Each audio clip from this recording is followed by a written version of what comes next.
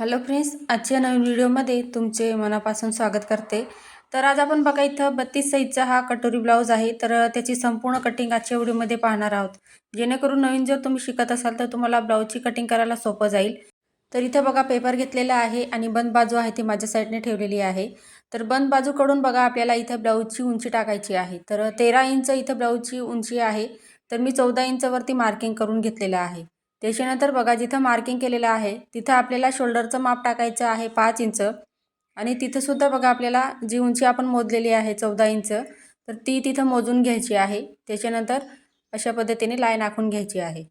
आता इथं बघा जिथं आपण शोल्डरचं माप टाकलेलं आहे तिथून खाली आपल्याला मुंड्याचं माप टाकायचं आहे 5.5 इंच। त्याच्यानंतर ते सुद्धा व्यवस्थित चेक करायचं आहे। बघा तर शोल्डर आपण जेवढं 5 इंच घेतलं तेवढं तिथं खाली सुद्धा मुंड्याचे तिथं मोजायचं आहे आणि शोल्डर आणि मुंडा अशा पद्धतीने जोडून घ्यायचा आहे। आता इथं बघा हा 32 साईजचा ब्लाऊज आहे, तर छातीचा चौथा भाग आपल्याला इथं 8 इंच घ्यायचा आहे आणि त्याच्यानंतर बघा शिलाई मार्जिंग इथं आपल्याला 1.5 इंच घ्यायची आहे। तुम्हाला मार्जिंग जास्त हवी असेल तर तुम्ही इथं 2 इंच सुद्धा घेऊ शकता। तर बघा इथं 8 इंचवरती मार्किंग केलं आणि पुढे आपण इथं मार्जिंग 1.5 इंच घेतलेली आहे। तर टोटल आपलं इथं बघा 9.5 इंच झालं। तर कमरेच्या साईडला सुद्धा सेम आपल्याला, तर इथं बघा जेवढं आपण वरती छातीची घडी घेतलेली आहे तेवढीच खाली टाकायची आहे आपल्याला। तर आता इथं बघा मुंड्याचा शेप देण्यासाठी पुढचा मुंडा आहे तो 1 इंचावरती आणि पाठीमागचा जो मुंड्याचा आकार आपल्याला द्यायचा आहे तर तो इथे 1.5 इंचावरती द्यायचा आहे। त्याच्यानंतर इथं बघा 5.5 इंच मी मुंड्याचं माप टाकलेलं आहे, तर त्याचे निम्मे घ्यायचं आहे आपल्याला। तर इथे मार्किंग करून घेतली। आता आकार देताना बघा इथं मुंड्याचा जिथपर्यंत आपण छातीचा चौथा भाग घेतलेला आहे तिथपर्यंत हा आकार आहे तो व्यवस्थित द्यायचा आहे। अशा पद्धतीने बघू शकता तुम्ही। तर व्यवस्थित असं इथं बघा मी दोघं मुंड्याचे जे आकार आहे तर ते देऊन दिलेले आहे। आता आपण कटिंग करून घेऊया, म्हणजे पुढचे कटिंग करायला सोपं जाईल आपल्याला। त्यासाठी सर्वात पहिले इथं बघा आपण पुढचा आणि पाठीमागचा पार्ट आहे तो सोबत कटिंग करतोय। तर त्यासाठी पाठीमागचा मुंड्याचा जो शेप आहे तर तो इथे सर्वात पहिले कटिंग करायचा आहे। तर बघू शकता इथं दोघं पार्ट आपण इथे सोबत कटिंग करतोय। तर बंद बाजूकडून आता आपल्याला गळ्याची मार्किंग करायची आहे। तर गळा रुंदी इथं बघा मी 2 इंच घेतलेली आहे, कारण शोल्डर आपण 5 इंच घेतलं होतं।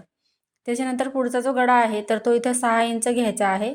खालच्या साईडला सुद्धा सेम आपल्याला तेवढी गळा रुंदी घ्यायची आहे। तर या पद्धतीने बघा आता इथं बघू शकता व्यवस्थित असं मी बॉक्स तयार करून घेतलेला आहे, म्हणजे पुढचा गळा आपल्याला काढायला सोपं जाईल। तर अशा पद्धतीने आकार देऊन दिला। आता गळ्याच्या तिथून बघा खालून मी 1 इंचावरती मार्किंग करून ठेवलेली आहे। अशा पद्धतीने बघा तर 1 इंचावरती मार्किंग केलेलं आहे तिथं। तर जी मापं आपण घेतली आहे तर ती लिहून घेऊया। गळा रुंदी 2 inch, shoulder 5 inch, 5.5 inch Munda, पुढचा मुंड्याचा आकार 1 इंच आणि पाठीमागचा 1.5 इंच, छातीचा चौथा भाग 8 इंच आणि 1.5 इंच शिलाई मार्जिन। टोटल आपलं इथं बघा छातीची घडी जी आहे तर ती 9.5 इंच झालेली आहे, म्हणजे हा आपला 32 साईजचा कटोरी ब्लाऊज आहे। आता गळ्याच्या बाजूला बघा, म्हणजे गळ्याकडून आपल्याला तिथं 2.5 इंचावरती मार्किंग करायचं आहे क्रॉसपट्टीसाठी आणि मुंड्याकडून 2 इंच घ्यायचं आहे। आता अशा पद्धतीने बघा एक लाईन आखून घेते मी व्यवस्थित अशी। त्याच्यानंतर बघा आपल्याला व्यवस्थित तिथं कटोरीचा शेप देऊन द्यायचा आहे, मी जसं दाखवते आहे सेम त्याच पद्धतीने। त्याच्यानंतर बघू शकता इथं मुंड्याकडून आपल्याला 4.5 इंचावरती मार्किंग करायचं आहे। तर इकडनं आपण इथं बघू शकता 4.5 इंचावरती मार्किंग केलेलं आहे। त्याच्यानंतर जे मार्किंग केलेलं आहे तिथून आपल्याला सरळ लाईन आखायची आहे अशा पद्धतीने। आता पुढचा जो मुंडा आहे तर तिथून आपण इथं 2.5 इंचावरती मार्किंग करून घ्यायचं आहे। आता बघू शकता आपण गळ्याच्या तिथं 1 इंचावरती मार्किंग केलेलं होतं, तर तो पॉईंट घेऊन आपल्याला जिथं आपण 2.5 इंचाची इथं मार्किंग केलेली आहे तिथून हा कटोरीचा शेप द्यायचा आहे।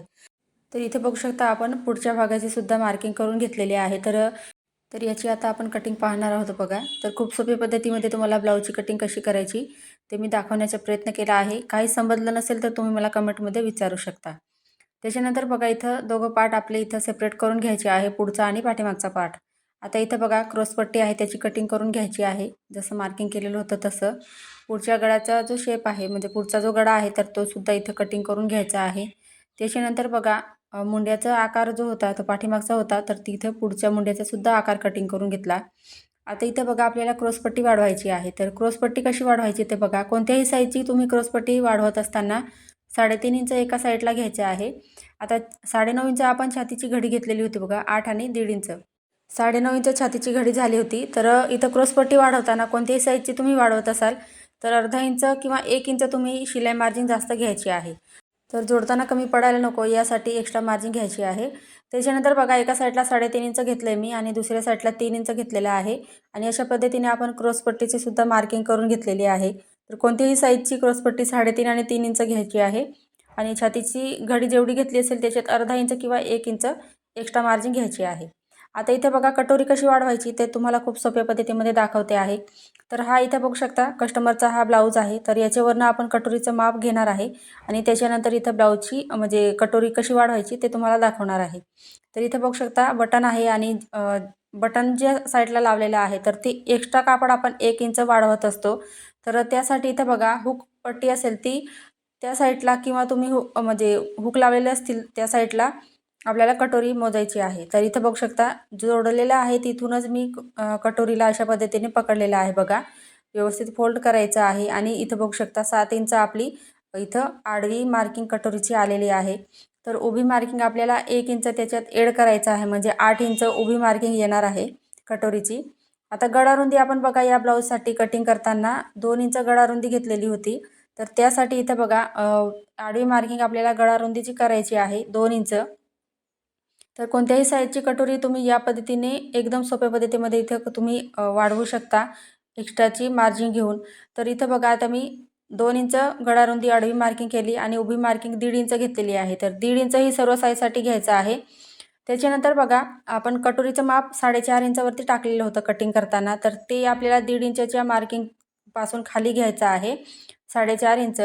4.5 इंचची मार्किंग आहे तिथून आपण कटोरीचं मार्किंग टाकायचं आहे. म्हणजे आडवी कटोरी आपण 7 इंच घेतलेली होती. तर ते इथं बघू शकता टाकलेलं आहे मी आडवी मार्किंग 7 इंच. आता 7 इंचच्या निम्मे करायचं आहे आपल्याला. तर हे बघा या साईडला आडवी मार्किंग 7 इंच घेतली आपण कटोरीचं. त्याच्यानंतर उभी मार्किंग सेंटर घेतलेलं आहे तिथूनच आपल्याला खाली जिथपर्यंत 8 इंच येईल तिथपर्यंत ही अशी मार्किंग करून घ्यायची आहे. तर इथून बघा मी वरून इथं कटोरी जी आहे तर ती 8 इंच एवढी मोजलेली आहे. आता हे तिघं पॉईंट आपल्याला जोडून घ्यायचे आहे व्यवस्थित असे.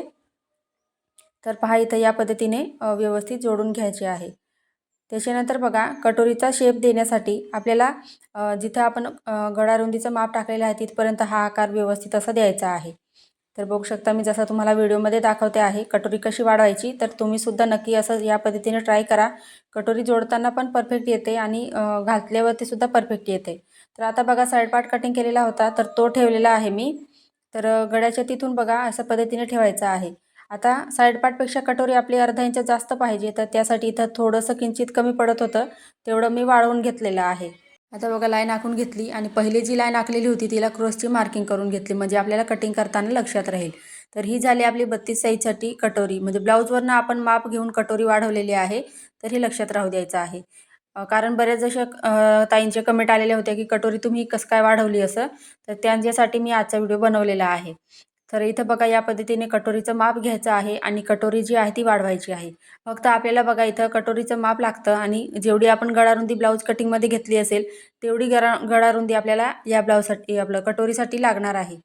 तर अशा पद्धतीने बघा कटिंग झाल्यावरती आपल्याला एक्स्ट्राचा जो पार्ट असेल तर तो या पद्धतीने घडी घालून कटिंग करून घ्यायचा आहे. तर आता इथं बघा आपण बाहीची कटिंग पाहणार आहोत. तर इथं बघा डबल फोल्ड पेपर घेतलेला आहे आणि बंद बाजूकडून आपल्याला बाहीची कटिंग करायची आहे. तर बाही लांबी इथं बघा 7.5 इंच आहे. तर 1 इंच शिलाई मार्जिन घेतलेलं आहे मी. आता इथं बघा 32 साईजचा हा ब्लाऊज आहे. तर त्यासाठी आपण 8 इंच छातीचा चौथा भाग आणि 1.5 इंच शिलाई मार्जिन. टोटल आपली छातीची घडी 9.5 इंच झालेली होती. तर छातीच्या घडीमधून आपल्याला 1 इंच मायनस करून बाहीची घडी टाकायची आहे. मग 8.5 इंच मी बाहीची घडी घेतलेली आहे आणि बाही लांबीसुद्धा इथं 8.5 घेतलेली आहे. कारण बाही लांबी 7.5 आहे आणि 1 इंच शिलाई मार्जिन घेतलेलं आहे. आता अशा पद्धतीने आपल्याला बॉक्स तयार करून घ्यायचा आहे बाहीची कटिंग करण्यासाठी. आता या ब्लाऊजसाठी तुम्ही जर बघा छोटी बाही कटिंग करत असाल 4.5 इंचची तर मुंड्याचा शेप देण्यासाठी 2.5 इंच घ्यायचा आहे. आता ही 8.5 इंचची बाही आहे तर त्यासाठी बघा 3 इंचावरती मार्किंग करायचं आहे खुल्या बाजूकडून. तर इथं बघा जे मापं घेतलेली आहे ती लिहून देते मी इथं म्हणजे तुमच्यासुद्धा लक्षात राहील. बाहीची घडी आपण बघा 9.5 मधून 1 इंच मायनस करून 8.5 इंच बाहीची घडी टाकलेली आहे. आडवी मार्किंग केलेली आहे आणि बाही लांबीसुद्धा 8.5 घेतलेली आहे कारण 7.5 इंच बाही तयार होणार आहे त्यासाठी. आता 3 इंच जिथं आपण मोजलेलं होतं तो पॉईंट घेतलेला आहे तिथून आतल्या साईडला 2 इंचवरती मार्किंग करायचं आहे.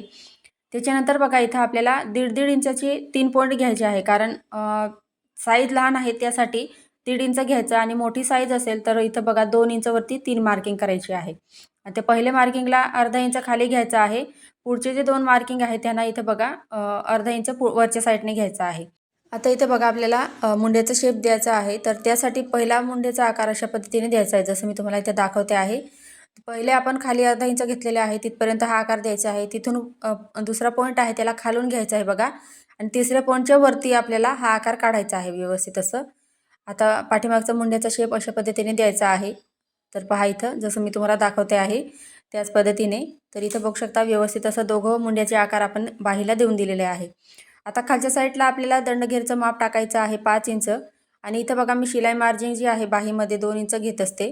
तर 2 इंच मी इथं घेतलेलं आहे. तुम्ही 1.5 इंचसुद्धा घेऊ शकता. तर इथं बघा दंडघेर आहे ते 5 इंच घेतलेलं आहे आणि शिलाई मार्जिन इथं आपण 2 इंच घेतलेलं आहे. तर तुम्ही 1.5 इंचसुद्धा घेऊ शकता.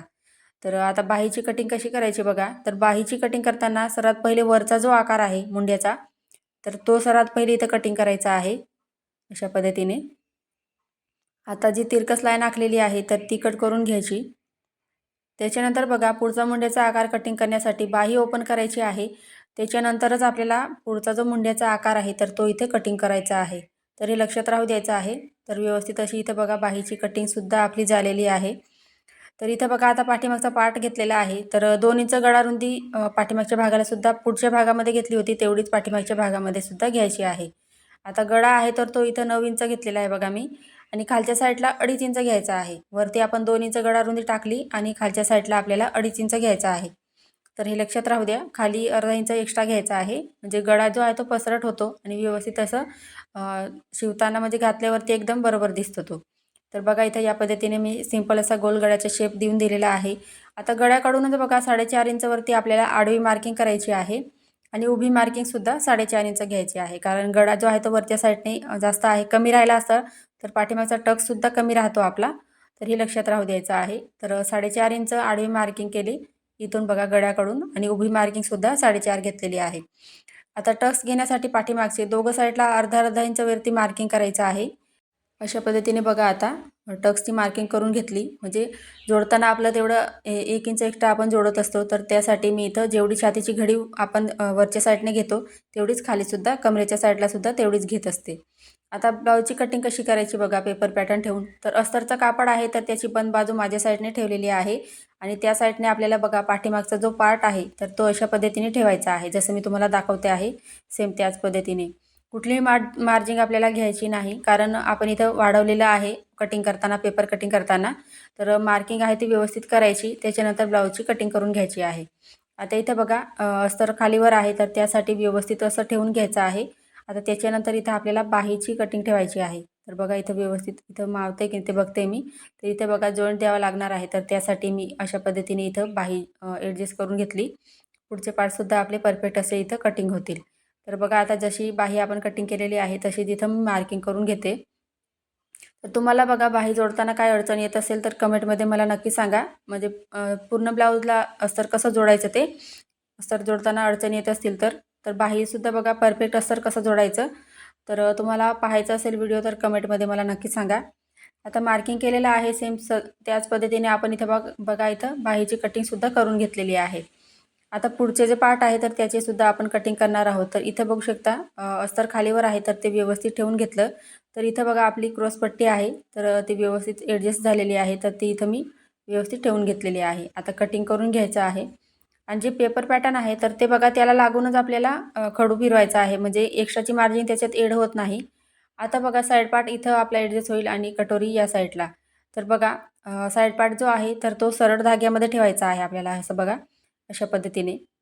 आणि तुम्ही जर शोल्डरचा पार्ट आहे तर तो जर तुम्ही तिरकस ठेवला तर शोल्डर उतरण्याचे चान्सेस असतात. तर त्यासाठी बघा हा जो पार्ट आहे तर शोल्डरपासून तरी तुम्ही व्यवस्थित असं सरळ कापडामध्ये ठेवायचं आहे. व्यवस्थित असं ठेवायचं आहे.